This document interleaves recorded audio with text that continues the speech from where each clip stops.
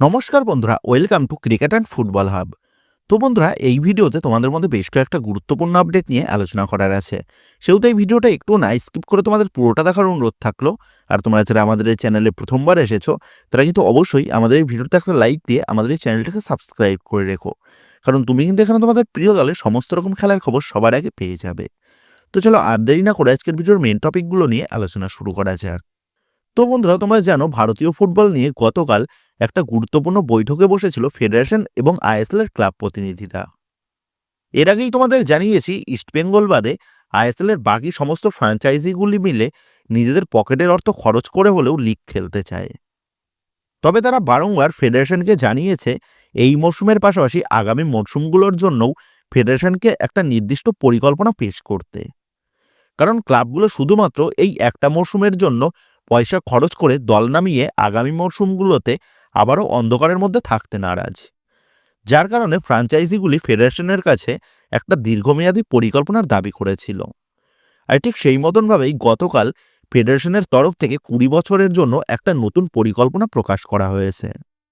আর এই 20 বছরের দীর্ঘ পরিকল্পনার পাশাপাশি গতকাল আরও বেশ কিছু প্রস্তাব রাখা হয়েছে ফেডারেশনের তরফ থেকে ক্লাবগুলোর কাছে, যেখানে বলা হয়েছে ফেডারেশনের প্রতিনিধি এবং ক্লাব জোটের প্রতিনিধিদের নিয়ে একটা কমিটি তৈরি করা হবে এবং সেই কমিটির নেতৃত্বেই আগামী 20 বছর আইএসএল চলবে। আর এই প্রস্তাবে জানানো হয়েছে আগামী প্রতিটা মরশুম চালু হবে 31শে জুন থেকে, যা চলবে পরবর্তী বছরের 31শে মে পর্যন্ত। মানে এক কথায় বলতে গেলে আগামী মরশুম থেকে মোটামুটি গোটা বছর ধরেই চলবে ভারতীয় ফুটবলের মহড়া। এর পাশাপাশি বলা হয়েছে প্রস্তাবিত কাঠামো অনুযায়ী আইএসএল পরিচালিত হবে একটা নির্দিষ্ট সেন্ট্রাল অপারেশনাল বাজেটের মাধ্যমে, যার প্রাথমিক পরিমাণ ধরা হয়েছে 70 কোটি টাকা, এবং এই বাজেট গঠিত হবে এআইএফএফ এর অংশগ্রহণকারী ক্লাব এবং সম্ভাব্য বাণিজ্যিক অংশীদারির কাছ থেকে সংগৃহীত লিগ মেম্বারশিপের কন্ট্রিবিউশনের মাধ্যমে। লিগ পরিচালনা, ক্লাব লাইসেন্সিং, সম্প্রচারণ, বিপণন, ম্যাচ অফিসিয়াল, যুবলীগ, অ্যান্টি রটপিং ও পুরস্কার মূল্য সমস্ত কিছুই খরচ করা হবে এই বাজেট থেকে। প্রতিটি অংশগ্রহণকারী ক্লাবকে মৌসুমের শুরুতে ফেডারেশনকে 1 কোটি টাকা অংশগ্রহণ ফি হিসাবে দিতে হবে, যদিও এই অর্থ পরে কেন্দ্রীয় রাজস্ব থেকে ফেরত দেওয়া হবে। এই ফি অনুপাতিক হারে বাড়বে। এর পাশাপাশি নতুন মডেলের রাজস্ব বন্টনের হার নির্ধারিত করা হয়েছে, যেখানে বলা হয়েছে ফেডারেশন পাবে 10% এবং অংশগ্রহণকারী ক্লাবগুলো পাবে 50%। এর পাশাপাশি ক্লাবগুলোর জন্য নির্দিষ্ট ফিক্সড রেভিনিউ শেয়ার থাকবে 10% এবং সম্ভাব্য বাণিজ্যিক অংশীদারির জন্য বরাদ্দ থাকবে 30%। এছাড়াও বাণিজ্যিক অংশীদার চাইলে অতিরিক্ত অর্থ বিনিয়োগ করে ফেডারেশনের রাজস্বের অংশ থেকে শেয়ার কিনতে পারবে। এছাড়াও আগামীতে লিগ হবে সম্পূর্ণ ওপেন মডেলে, যেখানে প্রমোশন ও রেলিগেশনের ব্যবস্থা কার্যকর থাকবে। এর পাশাপাশি দীর্ঘদিন ধরে লিগে বিনিয়োগকারী ক্লাবগুলির স্বার্থ সুরক্ষায় বিশেষ ব্যবস্থা রাখা হয়েছে, যেখানে বলা হয়েছে 8 বছরের বেশি সময় ধরে অংশগ্রহণকারী ক্লাব তারা সর্বোচ্চ 1% ফিক্সড রেভিনিউ ধরে রাখতে পারবে। এমনকি তারা রেলিগেটেড হলেও যদি তারা মেম্বারশিপ কন্ট্রিবিউশন চালু রাখে। এছাড়াও রেলিগেট হওয়া ক্লাবগুলির জন্য প্যারাশুট পেমেন্টেরও ব্যবস্থা রাখা হয়েছে, অর্থাৎ যাতে কোনো ক্লাব যদি রেলিগেটেড হয়েও যায় তারা যাতে 2 মৌসুম পর্যন্ত আর্থিক সহায়তা পায় সেই দিকেও কিন্তু নজর রাখা হয়েছে ফেডারেশনের তরফ থেকে। তো এই সমস্ত প্রস্তাবগুলি গতকাল ফেডারেশনের তরফ থেকে দেওয়া হয়েছে আগামী 20 বছরের জন্য।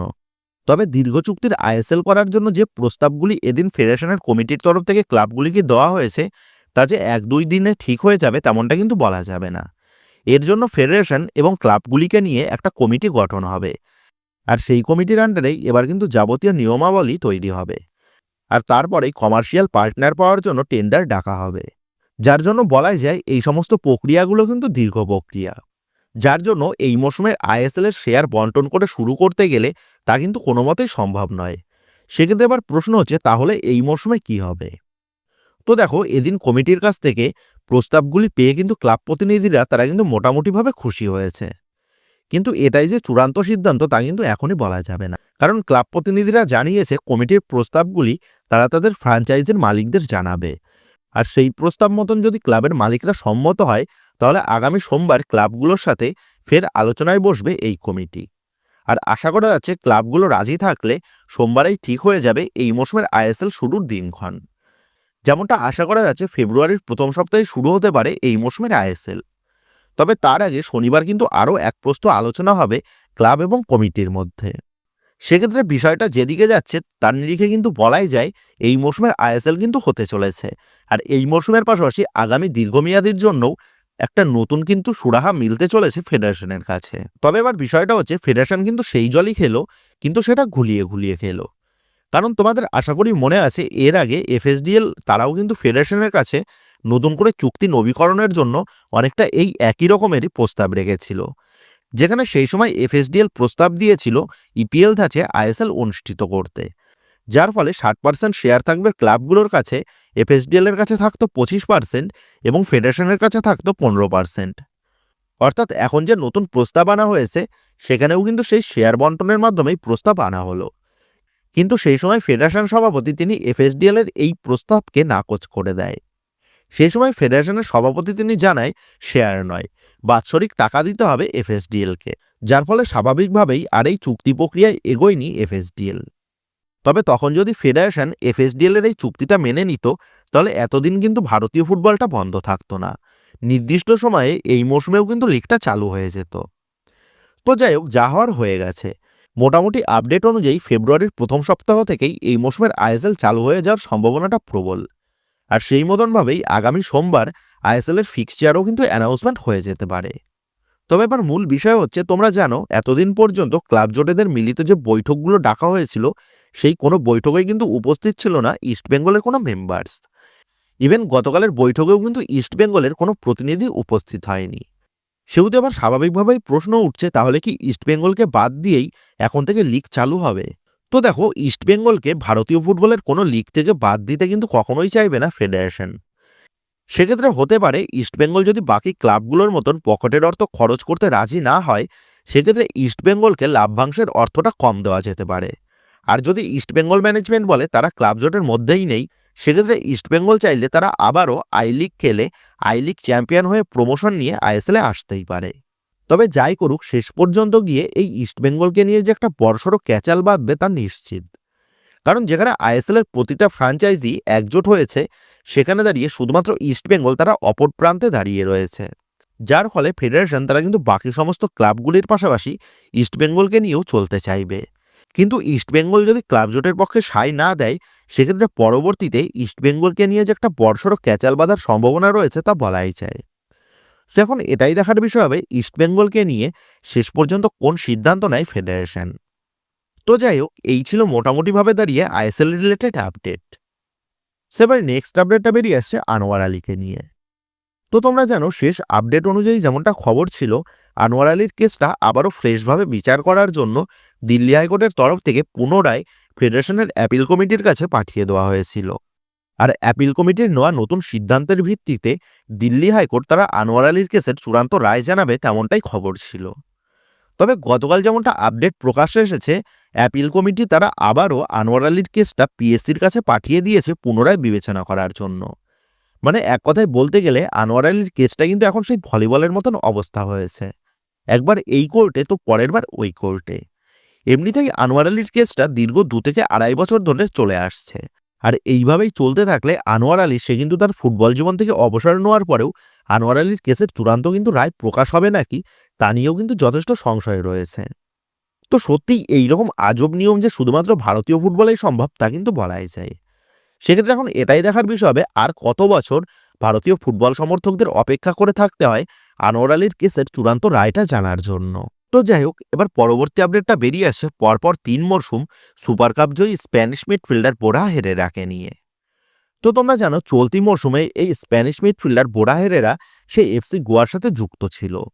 এফসি গোয়ার পাশাপাশি আইএসএল মঞ্চে হায়দ্রাবাদ এফসি এবং ইস্টবেঙ্গল দলের জার্সিতেও খেলতে দেখা গেছে এই বোরাকে।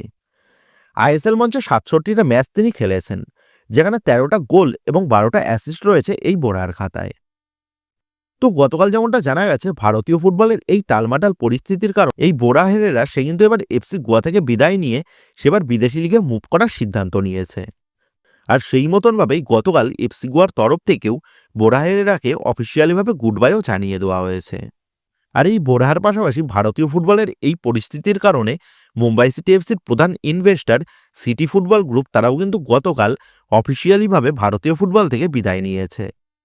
তো যেখানে আশা করা যাচ্ছে এবার খুব শীঘ্রই অন্ধকার পরিবেশ কেটে ভারতীয় ফুটবল আবারও আশার মুখ দেখতে পাবে, সেখানে দাঁড়িয়ে এই সমস্ত প্লেয়ার ও ইনভেস্টর গোষ্ঠীর বিদায় যে বড় একটা শকিং আপডেট ভারতীয় ফুটবলের জন্য তা কিন্তু বলাই যায়। আর এই সমস্ত পরিস্থিতির জন্য একমাত্র দায়ী আমাদের মহান অকল্যাণবাবু। তো যাই হোক, আমরা আশা করব মুম্বাই সিটি এফসি তারা যেন দ্রুত নিজেদের নতুন ইনভেস্টর খুঁজে নিতে পারে। সো এবার লাস্ট আপডেটটা বেরিয়ে আসছে আইএসএল মঞ্চের অন্যতম জনপ্রিয় এবং সফল বিদেশি রয় কৃষ্ণাকে নিয়ে। আইএসএল মঞ্চে 58টা গোল এবং 26টা অ্যাসিস্ট রেখে রীতিমতন আইএসএল এর সফল বিদেশি হিসাবে নিজেকে প্রমাণ করেছে এই ফিজিয়ান গোল মেশিন।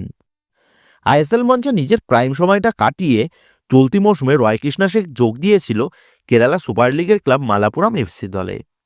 তবে বর্তমানে দাঁড়িয়ে যেমনটা খবর জানা যাচ্ছে, আইএসএল ও ভারতীয় ফুটবলকে এবার অফিসিয়ালিভাবে গুড বাই জানিয়ে রয় কৃষ্ণা সেবার পাড়ি দিতে চলেছে নিজের দেশের লিগে। যেমনটা আপডেট, ফিজির ক্লাব বুলা এফসি দলে আসন্ন জানুয়ারি ট্রান্সফার উইন্ডোতে চুক্তি সারতে চলেছে এই রয় কৃষ্ণা। সেক্ষেত্রে এটা বলাই যায় আমরা ভারতীয় ফুটবল থেকে রয় কৃষ্ণার মতন একজন লেজেন্ড প্লেয়ারকে হারাতে চলেছি। সো রয় কৃষ্ণার পরবর্তী জীবনের জন্য আমাদের সকলের তরফ থেকে অনেক শুভকামনা রইল।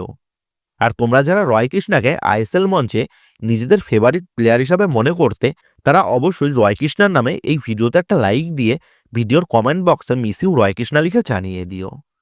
তো বন্ধুরা, এই ভিডিওতে এই আপডেটগুলো নিয়েই তোমাদের মধ্যে আলোচনা করার ছিল। তো আশা করি ভিডিওটা তোমাদের ভালো লেগেছে। তো যদি ভিডিওটা ভালো লেগে থাকে তাহলে ভিডিওতে লাইক দিয়ে চ্যানেল সাবস্ক্রাইব করে পাশে থাকা বেল আইকনটা অবশ্যই প্রেস করে দিও। তো বন্ধুরা, এই ভিডিওটা এটুকুই ছিল। তো আসি বন্ধুরা, দেখা হচ্ছে পরের ভিডিওতে।